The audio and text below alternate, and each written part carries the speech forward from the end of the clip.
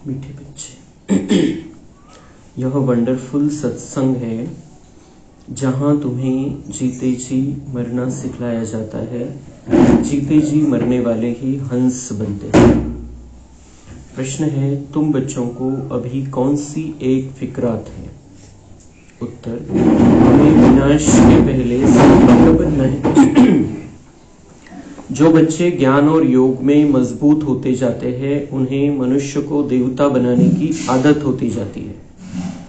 वह सेवा के बिना रह नहीं सकते हैं, जिन्न की तरह भागते रहेंगे। सेवा के साथ साथ स्वयं को भी संपन्न बनाने की चिंता होगी। ओम शांति। रूहानी बाप बैठ रूहानी बच्चों को समझाते हैं। रूह अब साकार में है और फिर प्रजापिता ब्रह्मा की संतान है, क्योंकि एडॉप्ट किए हुए है। तुम्हारे लिए सब कहते यह भाई बहन बनाती है। बच्चों को बाप ने समझाया है, असल में तुम आत्माएं भाई भाई हो। अब नई सृष्टि होती है तो पहले पहले ब्राह्मण चोटी चाहिए। तुम शूद्र थे, अभी ट्रांसफर हुए हो, ब्राह्मण भी तो चाहिए जरूर। प्रजापिता ब्रह्मा का नाम तो बाला है। इस हिसाब से तुम समझते हो हम सब बच्चे भाई बहन ठहरे।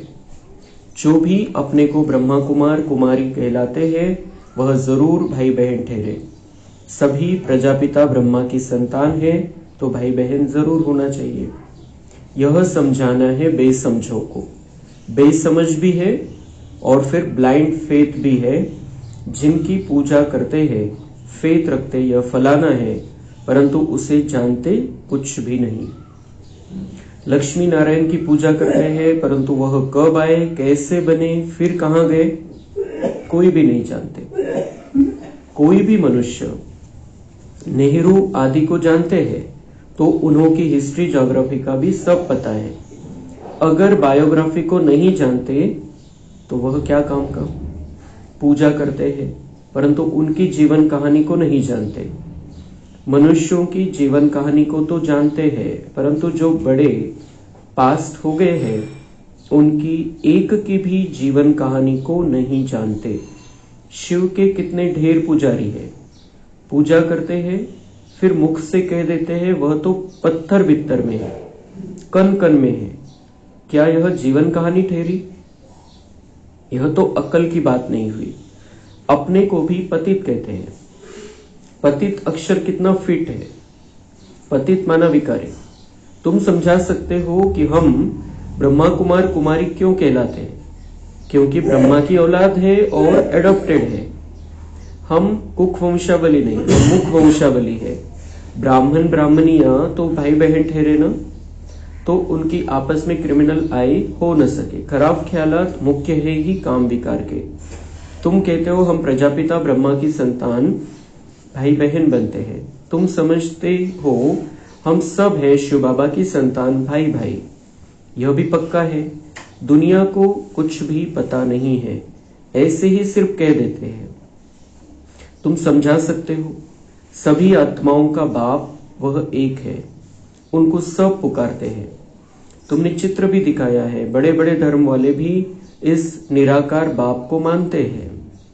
वह है निराकार आत्माओं का बाप और फिर साकार में सभी का बाप प्रजापिता ब्रह्मा है, जिनसे फिर वृद्धि को पाते रहते हैं। झाड़ बढ़ता जाता है, भिन्न भिन्न धर्मों में आते जाते हैं। आत्मा तो इस शरीर से न्यारी है। शरीर को देखकर कहते हैं यह अमेरिकन है, यह फलाना है। आत्मा को तो नहीं जानते।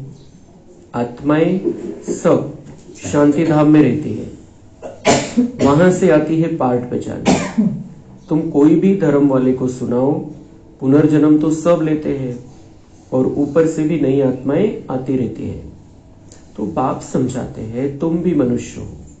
मनुष्य को ही तो सृष्टि के आदि मध्य अंत का मालूम होना चाहिए कि यह सृष्टि चक्र कैसे घूमता है, इनका रचयिता कौन है, कितना समय इनके फिरने में लगता है। यह तुम ही जानते हो, देवताएं तो नहीं जानते हैं। मनुष्य ही जानकर फिर देवता बनते हैं। मनुष्य को देवता बनाने वाला है बाप।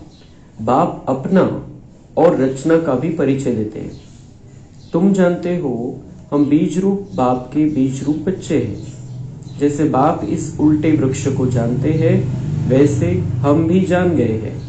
मनुष्य को कभी यह समझा न सके, परंतु तुमको बाप ने समझाया है। जब तक तुम ब्रह्मा के बच्चे नहीं बने हो, तब तक यहाँ आ नहीं सकते। जब तक पूरा कोर्स लेकर समझते नहीं है, तब तक तुम ब्राह्मणों की सभा में बैठा कैसे सकते। इसको इंद्र सभा भी कहते हैं। इंद्र कोई वह पानी की बरसात नहीं बरसाते हैं, इंद्र सभा कहा जाता है। परिया भी तुमको बनना है। अनेक प्रकार की परिया गाई हुई है।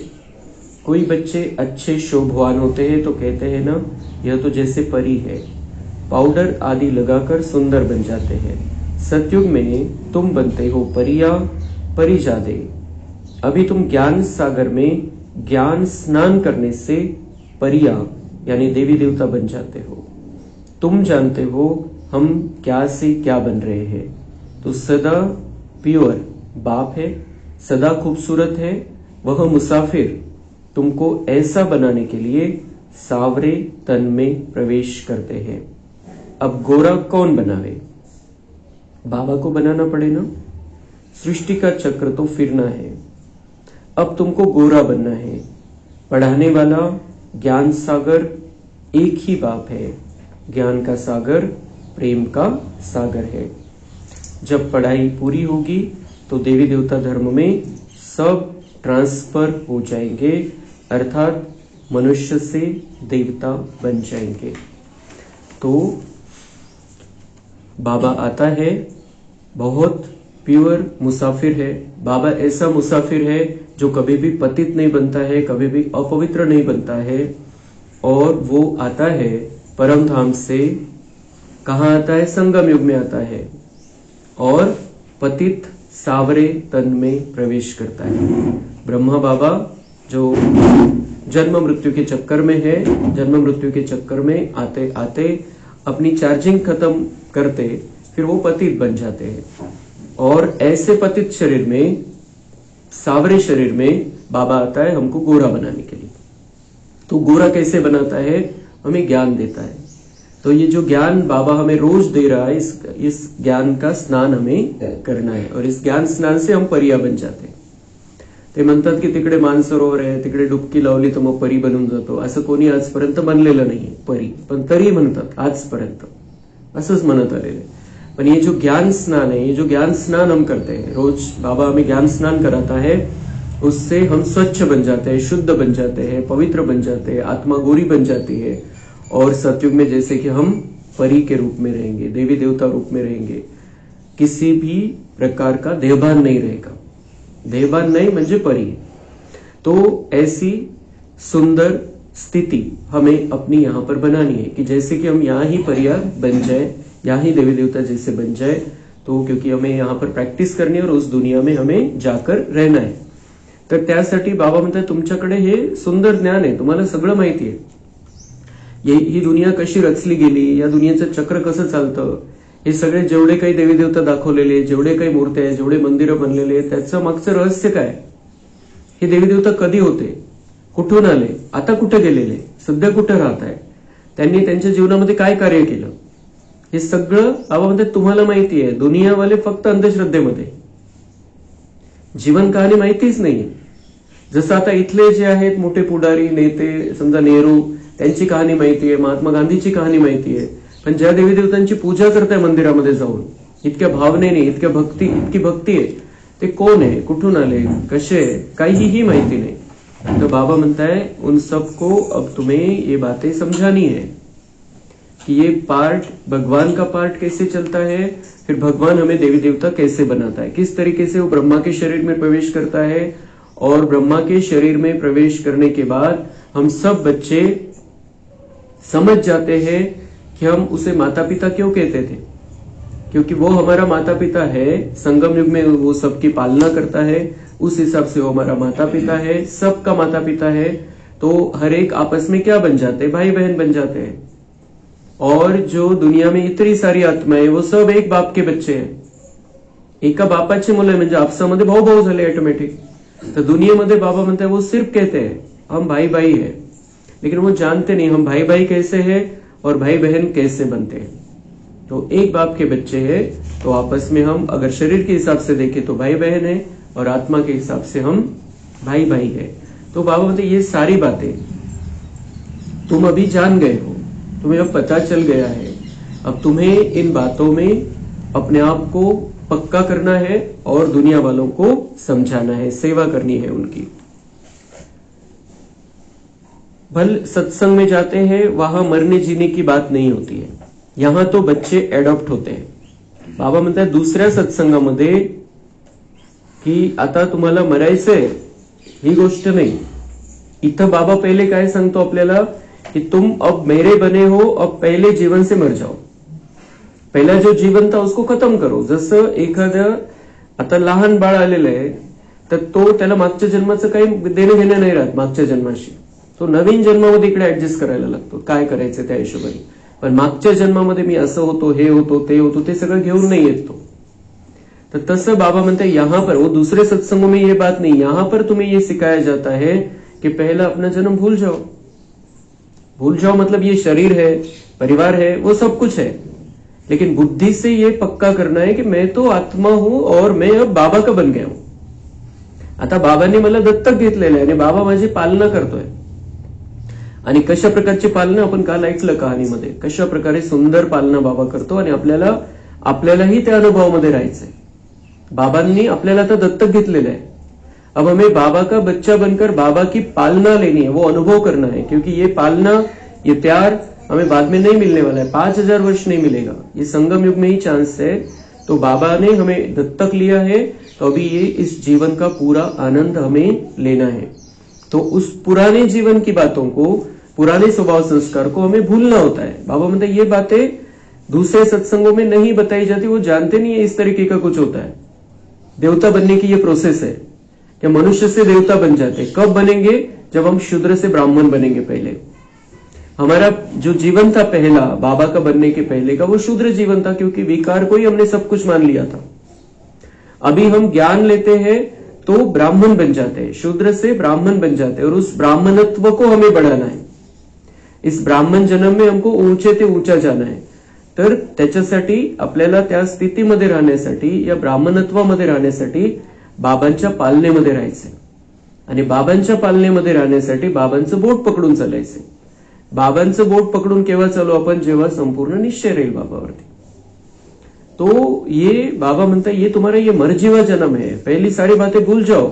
अब जो मैं सिखाता हूं, जो मैं तुमसे कराना चाहता हूं, वो करो सब, तो तुम देवता बन जाएंगे. और बहुत समय, थोड़ा समय बचा है अभी, कुछ साल के बाद हमें देवता बनने का चान्स है. तर मग किती मेहनत घ्यायला पाहिजे. सगळ्या दुसऱ्या गोष्टी आपण विसरून जायच्या, डोक्यातून काढून टाकायच्या त्या सगळ्या गोष्टी. अभी ये नई नई बातें हमें नई दुनिया के लिए बाबा समझाता है, उनको ही बुद्धि में रखना है. बाकी किसी बात, किसी व्यक्ति को हमें अंदर नहीं रखना है. बाबा और बाबा की बातें हमारे अंदर मन बुद्धि में होनी चाहिए. कहते हम शिव बाबा के बच्चे हैं, उनसे वर्षा लेते हैं, लेते लेते फिर गिर पड़ते हैं, तो वर्षा भी खलास. हंस से बदलकर बगुला बन जाते. अगर हम वर्षा ले रहे हैं बाबा से और फिर छोड़ देते हैं बाबा को, तो क्या होगा? बाबा म्हणते वर्षा खलास हो जाएगा. म्हणजे पुन्हा जर ती आत्मा समजा सोडून गेलं कोणी, बाबांना सोडलं, तर जी काही कमाई केलेली होती ती झिरो होऊन जाईल. तो वर्षा खलास. बाबा म्हणते जी काही कमाई केली होती खत्म, और फिर बाबा का बनते हैं तो जीरो से स्टार्ट, पुन्हा पहिल्यापासून स्टार्ट करावा लागेल पुरुषार्थ. डायरेक्ट बाबा म्हणता है वर्षा खलास. गिर पड़ते लेते लेते, मतलब यहां से जो जिंदे नहीं है संगम युग में, तो वो बाबा म्हणते जैसे कि खलास हो गए, वर्षा भी खलास हो गया. हंस से बदलकर बगुला बन जाते हैं. हंस मतलब जो बाबा की अच्छी अच्छी बातें बुद्धि में ग्रहण करते हैं, तो दुनिया की बातें बुद्धि में लेते, बगुला बन जाते हैं. फिर भी बाप रहमदिल है तो समझाते रहते हैं. बाबा म्हणता है मैं दया का सागर हूं, तो समझाता रहता है, बच्चे फिर से आ जाओ, फिर से अभ्यास स्टार्ट करो, फिर से मेरे बन जाओ. ऐसे नहीं कि बाबा को गुस्सा आ जाता है छोड़ के गए तो। कोई फिर से चढ़ जाते हैं तो बाबा म्हणते फिर वो कोई फिर से चढ़ जाते, कारण पहिले ते जे वर्षा समाप्त झाला पण ज्ञानाचं बीज तर आहे मध्ये पडलेलं. तर मग जर रिस्टार्ट केलं त्यांनी, पुन्हा आले तर मग अजून स्पीडमध्ये जाऊ शकतात. तो बाबा का रहम है बच्चों पर. बाबा चाहते हैं कि कोई अगर हो भी गया है, गड़बड़ हो गई है, माया ने बाबा से दूर कर दिया है, तो भी फिर भी आते हैं, फिर भी चढ़ सकते हैं, फिर भी ऊंचे जा सकते हैं. जो स्थिर रहते हैं उनको कहेंगे महावीर. जो बाबा के सदा बनकर रहते हैं उनको क्या कहेंगे? महावीर, हनुमान. कि माया तो कोशिश करती है जब हम बाबा के बनते हैं, हमें दूर ले जाने की, हमें यहां से निकालने की कोशिश करती है. लेकिन जो स्थिर रहते हैं, बाबा म्हणता है वो महावीर है, हनुमान है, माया की नहीं मानते हैं. तुम हो महावीर, महावीरनी. नंबरवार तो है ही, तो बाबा म्हणते इस महावीर पने में भी नंबरवार है. सबसे पहलवान को महावीर कहा जाता है. तो पहलवान का मतलब क्या? कि वो जबरदस्ती से नहीं रह रहे कि नहीं मुझे अब बाबा का ही बनकर रहना, जबरदस्ती नहीं, समझ लिया है, जानकर, समझकर और अपने आप को समझाकर और बहुत खुशी से बाबा के बनकर रह रहे, तर ते वरच्या नंबर वाले महावीर. आणि जे जबर हा आता काय पर्याय नाहीये ऐसा नहीं, तो वो तो ढीलापन हो गया, वो महावीर पने में नीचे की लेवल हो गई. हमें यहां पर महावीर स्थिति में रहना है, पहलवान स्थिति में रहना है, माया को हराना है, लेकिन बहुत खुशी का जीवन होना चाहिए, आनंद ही आनंद होना चाहिए अंदर कि मैं बाबा का बन गया हूं, बाबा मेरा बन गया है. इससे बड़ी खुशी की बात कोई हो नहीं सकती. बाकी वो बातें तो आती रहेंगी, बाहर की बातें, परेशान करने वाले भी आते रहेंगे, निंदा अपमान करने वाले भी आते रहेंगे, समस्याएं आती रहेंगी, बीमारियां आती रहेंगी, वो सब बाहर का है. अंदर मैं आत्मा खुश रहूं सदा. तो ये है महावीर बने की निशानी. आदि देव को भी महावीर कहते हैं, जिससे ही यह महावीर पैदा होते हैं. आदि देव को भी महावीर कहते हैं, ये महावीर है. आदि देव ब्रह्मा बाबा महावीर है, और जिससे हम महावीर पैदा होते हैं. बाबा हमें उसके मुख के द्वारा ज्ञान देकर जन्म देता है, तो हम भी महावीर, वो भी महावीर, और जो विश्व पर राज्य करते हैं. नंबरवार पुरुषार्थ अनुसार रावण पर विजय पाने के लिए पुरुषार्थ करते रहते हैं. रावण है 5 विकार. यह तो समझ की बात है. अभी तुम्हारी बुद्धि का ताला बाप खोलते हैं, फिर ताला एकदम बंद हो जाता है. अभी बुद्धि का ताला बाबा खोलते हैं और फिर द्वापर में कुछ समय के बाद ये ताला बिल्कुल बंद हो जाता है. सतयुग त्रेतायुगामध्ये ते लॉक उघडलेलं राहतं बिलकुल.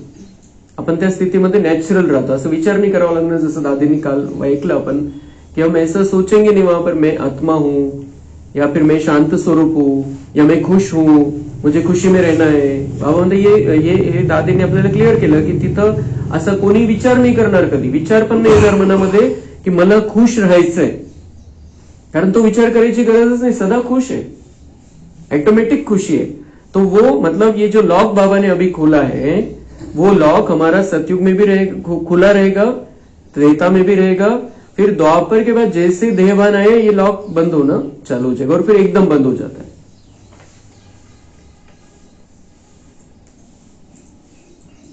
तो बुद्धि का ताला बाप खोलते हैं, फिर ताला एकदम बंद हो जाता है. यहां भी ऐसे जिनका ताला खुलता है वह जाकर सेवा करते हैं. तो हमारी बुद्धि का अगर ताला खुला है तो हमें सेवा करनी है. जिस तरीके से हम सेवा कर सकते हैं उस तरीके से करनी है. मनसा वाचा कर्मणा, तन मन धन. और अभी हमारे पास बहुत अच्छा साधन है, अगर हम उसका यूज करें, व्हॉट्सअप. खूप चांगल्या प्रकारे आपण त्याच्याद्वारे सेवा करू शकतो, पण त्याच्यात फक्त सेवेसाठी वापरायचे ते.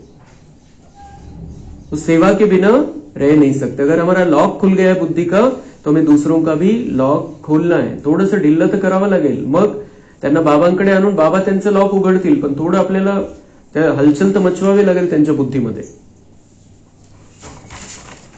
बाप कहते हैं जाकर सेवा करो, गटर में जो पड़े उनको निकालो. उन्होंने दलदल में फंस गए, गटर में पड़ गए, विकारों की गटर में पड़ गए, उनको निकालो. अज्ञान में है, अंधश्रद्धा में है, उनको निकालना तो पड़ेगा तुमको. क्योंकि देख आता आपण बघतोय एखाद्या नालीमध्ये पडलेले, तर आपण बघत थोडी राहणार आहे, त्याला काढावं लागेल. तर असंच या अज्ञानाच्या नालीमध्ये, विकारांच्या नालीमध्ये सगळे पडलेले आहे सगळे. ते त्यांच्या त्यांच्या पद्धतीने त्याच्यातून निघायचा प्रयत्न करताय, पण निघणारच नाहीये. ते आपलं काम आहे, आपल्याला माहिती कसं काढायचंय. तो बाबा म्हणताय उनको निकालो बाहर. ऐसे नहीं की तुम भी गटर में गिरो, मग त्यांना काढता काढता आपण पण नाही त्याच्यामध्ये पडायचंय की ते खेचून घेतील आपल्याला. हमारा पक्का होना चाहिए कि हम जिस रास्ते पर है वही रास्ता सही है, हम देवता बनने वाले भी इस रास्ते पर चलकर उनको भी बनाना है. तो उनके चक्कर में, उनके प्रभाव में हम नहीं आएंगे. कारण काय होतं, आपण त्यांना काढायला जातो, आपण त्यांना समजवतो, काही ज्ञान देतो, ज्ञानाचे पॉइंट, ते असे काही प्रश्न विचारतात की आपल्याला वाटतं आपलंच काहीतरी चुकतंय. हे ज्ञानच संपूर्ण नाही. काहीतरी कधीतरी जर आपल्या तसं क्लिअर नसेल, आपल्याला काही गोष्टी, काही पॉइंट क्लिअर नसतील, तर असं होतं कधी कधी. त्यांच्या प्रश्नाला जर आपल्याला उत्तर देता नाही आलं तर आपल्याला वाटतं की ज्ञानामध्ये कमी नाही, यांच्याकडे खूप ज्ञान आहे. तो ऐसा नहीं, हमारे समझने में कमी हो सकती है लेकिन ज्ञान में कोई कमी नहीं. भगवान जो समझाता है वो सार्वकालिक सत्य है, उससे अलावा कोई सत्य है ही नहीं. उससे ऊंचा ज्ञान दुनिया में कोई है ही नहीं. हमने समझा नहीं वो अलग बात है, पण असं नाही की त्यांच्या प्रश्नामध्ये आपण थोडंसं संशयामध्ये येऊन जायचं आणि आपणच थोडं ढिल्ल पडायचं. वो तो प्रश्न, क्योंकि उनको, वो तो गटर में पड़े, वो तो कुछ भी पूछेंगे, कुछ भी करेंगे, उनके प्रभाव में हमको नहीं आना है. तो बाबा म्हणते उनको गटर में निकालते निकालते तुमको नहीं गिरना है. तुम बाहर निकल, औरों को भी निकालो. तुम भी गटर में थे, बाबा म्हणते तुम अच्छी तरह से बाहर निकल जाओ पहले, फिर उनको निकालो. विषय वैतरणी नदी में अपरंपार दुख है, अभी अपरंपार सुखों में चलना है. ये विषय वैतरणी, विकारों की नदी में हम पड़ गए थे, विकारों की नाली में पड़ गए थे, जहां अपरंपार दुख है. बाबा म्हणते अभी अपरंपार सुखों में चलना है, जहां जिसका कोई पारावार नहीं, ऐसे सुखों में तुमको चलना है. जो परंपार सुख देते हैं उनकी महिमा गाई जाती है. रावण जो दुख देते हैं उनकी महिमा होगी क्या? रावण को कहा जाता है असुर. बाप कहते तुम रावण राज्य में थे, अभी अपार सुख पाने के लिए तुम यहाँ आए हो. तुमको कितने अपार सुख मिलते हैं, खुशी कितनी रहनी चाहिए, और खबरदार भी रहना चाहिए. खुशी भी रहनी चाहिए और खबरदार, सावधान भी रहना है, खुश भी रहना है.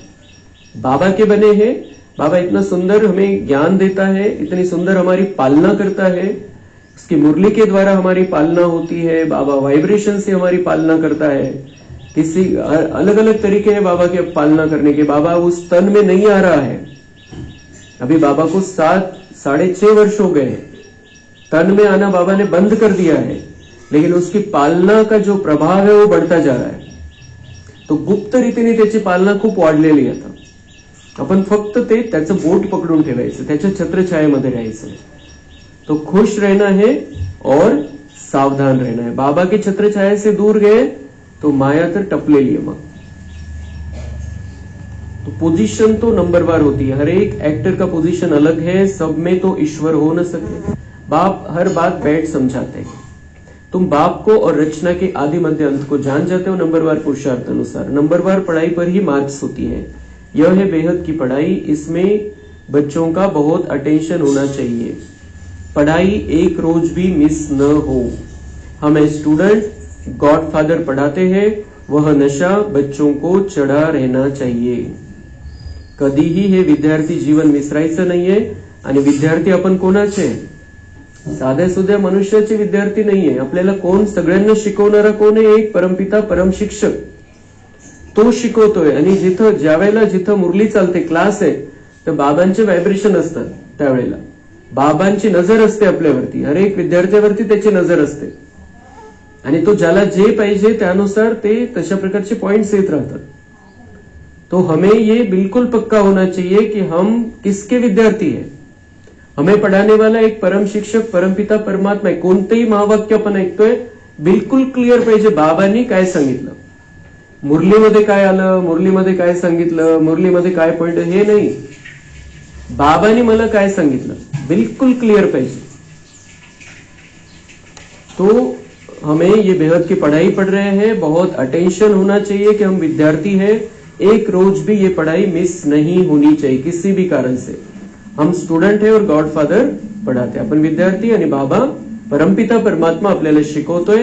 हा नशा पाहिजे, नुसती माहिती नाही, हा नशा पाहिजे बुद्धीमध्ये कि हम किसके विद्यार्थी बने, कौन से कॉलेज में प्रवेश लिया है हमने. भगवान आज सिर्फ उन्होंने नाम बदलकर श्री कृष्ण का नाम डाल दिया है.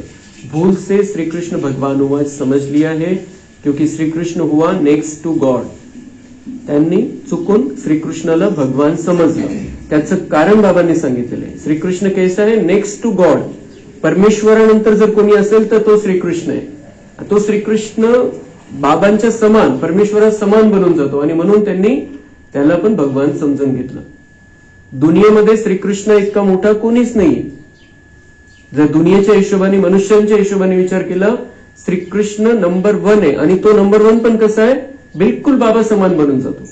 आणि किती काळ हा श्रीकृष्ण बाबांसारखा राहिलेला आहे. अंतिम जन्मामध्ये जसं आता 1969 ती संपूर्णता आली त्यांच्यामध्ये आणि 2036 पर्यंत ते बाबांसारख्या स्थितीमध्ये. तर 67 वर्ष श्रीकृष्ण शिवबाबासारखा आहे. बिलकुल ती सेम टू सेम. आणि म्हणून भक्ती मार्गवाल्यांची तशी चूक नाहीये. त्यांच्याकडे ज्ञानच नव्हतं तर त्यांनी श्रीकृष्ण देहधारी असल्यामुळे आणि देहधारीमध्ये बुद्धी जात असल्यामुळे त्याला पण भगवान समजलं. म्हणून नाव ठेवायचा विषय नाहीये की ते श्रीकृष्णाला भगवान मानतात. पण असत्य हे आहे की तो भगवानचा बच्चा आहे आणि जन्म मृत्यूच्या चक्रामध्ये येणार आहे. पण सेम टू सेम तो बनतो.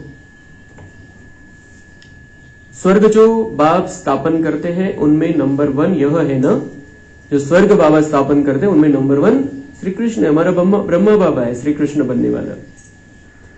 यह ज्ञान अभी तुमको मिला है. नंबरवार पुरुषार्थ अनुसार अपना भी कल्याण करते हैं और दूसरों का भी कल्याण करते रहते हैं. उनकी सेवा बिगर कभी सुख नहीं आएगा. उनको जिन्होंने अपना कल्याण कर लिया है, जिनको समझ में आ गई ये बातें, उनको सेवा के बिना सुख नहीं आएगा. सेवा करते रहेंगे किसी न किसी तरीके से, युक्तियां निकालकर सेवा करते रहेंगे. तुम बच्चे योग और ज्ञान में मजबूत हो जाएंगे तो काम ऐसे करेंगे जैसे जिन. ज्ञान आणि योगामध्ये जितका आपण मजबूत होत जाऊ, ज्ञान आणि योग दोन्ही महत्वाचे. म्हणून आपल्या आता दोन्ही क्लास सुरू झालेले. दोन्ही क्लासचा फायदा घ्यायचा आहे सगळ्यांनी. ज्ञान आणि योग जितने मजबूत होते जाएंगे, काम ऐसे करेंगे जैसे जिन. जिन्न जसं कामाशिवाय राहू शकत नाही, त्याला काही ना काही काम पाहिजे. तर तसं बाबा म्हणताय की जितना तुम ज्ञान और योग में मजबूत होते जाएंगे, सेवा पर ही रहेंगे, कंटिन्यू सेवा करते रहेंगे. भले कामकाज चल रहा है, घर में कामकाज चल रहा है, खेती में कामकाज चल रहा है, पर कुछ न कुछ सेवा होती रहेगी. मनसा सेवा, वाचा सेवा, कर्मणा सेवा, कुछ न कुछ करते रहेंगे. मनुष्य को देवता बनाने की आदत लग जाएगी. हे पण हा पण संस्काराचा भाग बनून जाईल की मुझे मनुष्य को देवता बनाना है. कोणाला कशाची हॉबी असते, कोणाला कशाची हॉबी असते. आपल्याला ही आदत सवय ही लागली पाहिजे की मला मनुष्याला देवता बनवायचे. मौत के पहले ही पास होना है. तो उनको तो मनुष्यों को देवता बनाना है और मौत के पहले मुझे पास होना है. मौत के पहले पास होना है. ऐसे नहीं कि मौत आएगी उस समय मैं कर लूंगा या बाद में हो जाएगा. बाद में कुछ नहीं होने वाला, मौत के समय भी कुछ नहीं होने वाला. उसके पहले हमें बहुत काल का अभ्यास करके पास हो जाना है. सेवा बहुत करनी है. पीछे तो लड़ाई लगेगी, नेचरल कॅलॅमिटीज भी आएगी, तो सेवा करनी है. बाद में तो बाबा म्हणते नैसर्गिक आपत्ती राहील त्यावेळेला फक्त तुम्ही मनाने काय द्यायचं ते देऊ शकाल, तेवढ्या पुरतं तेवढं. पण तुम्हीच परफेक्ट झालेलं नसेल तर त्यावेळेला ज्यावेळेला लढाई आणि नैसर्गिक आपत्ती राहील त्यावेळेला तुम्ही काहीच नाही करू शकणार. म्हणून त्याच्या आधीच मजबूत बनायचंय, संपूर्ण बनायचंय, पास व्हायचंय आणि मग मनुष्याला देवता बनण्याच्या सेवेमध्ये तत्पर राहायचंय कंटिन्यू. अच्छा, मीठे मीठे सिक्के लधे बच्चों प्रति माता पिता बाप दादा का याद प्यार और गुड मॉर्निंग. रूहानी बाप की रूहानी बच्चों को नमस्ते. हम रूहानी बच्चों की रूहानी बाप दादा को याद प्यार गुड मॉर्निंग नमस्ते. वहाँ बाबा वहाँ, शुक्रिया बाबा शुक्रिया. धारणा के लिए मुख्य सार है लास्ट सो फर्स्ट जाने के लिए महावीर बन पुरुषार्थ करना है. माया के तूफानों में हिलना नहीं है. बाप समान रहमदिल बन मनुष्यों के बुद्धि का ताला खोलने की सेवा करनी है. ज्ञान सागर में रोज ज्ञान स्नान कर परिजादा बनना है. एक दिन भी पढ़ाई मिस नहीं करनी है. भगवान के हम स्टूडेंट हैं, इस नशे में रहना है. वरदान है गंभीरता के गुण द्वारा फुल मार्क्स जमा करने वाले गंभीरता की देवी या देवता भव. वर्तमान समय गंभीरता के गुण की बहुत बहुत आवश्यकता है क्योंकि बोलने की आदत बहुत हो गई है. जो आता है वो बोल देते हो. किसी ने कोई अच्छा काम किया और बोल दिया तो आधा खत्म हो जाता है, आधा ही जमा होता है. और जो गंभीर होता है उसका फुल जमा होता है। इसलिए गंभीरता की देवी व देवता बनो और अपनी फुल मार्क्स इकट्ठी करो। वर्णन करने से मार्क्स कम हो जाएगी। तो हमें बहुत सारी सेवा करनी है गुप्त रीति से। ऐसे नहीं कि हर बोलना इसलिए है कि मेरा मान बढ़े, मेरी शान बढ़े, इसलिए नहीं बोलना है। अगर हमें किसी को बताना भी मैंने ये किया तो वो इसलिए बताना है कि उनको प्रेरणा मिले कि वो भी करे वैसा। लेकिन वो मुझे मान सम्मान दे, मुझे लाइक करे, इसके लिए मुझे किसी को बताना नहीं मैंने ये सेवा की। सेवा याच्यासाठी सांगायची आहे हे क्लिअर बुद्धीमध्ये पाहिजे की त्यांनी पण तसं करायला पाहिजे। तो गंभीरता चाहिए, सेवा में गंभीरता चाहिए, ज्ञान मार्ग में चलते हुए भी हमें गंभीरता से चलना है, अलबेला होकर नहीं चलना है। स्लोगन, बिंदु रूप में स्थित रहो तो समस्याओं को सेकंड में बिंदु लगा सकेंगे। अच्छा, ओम शांति।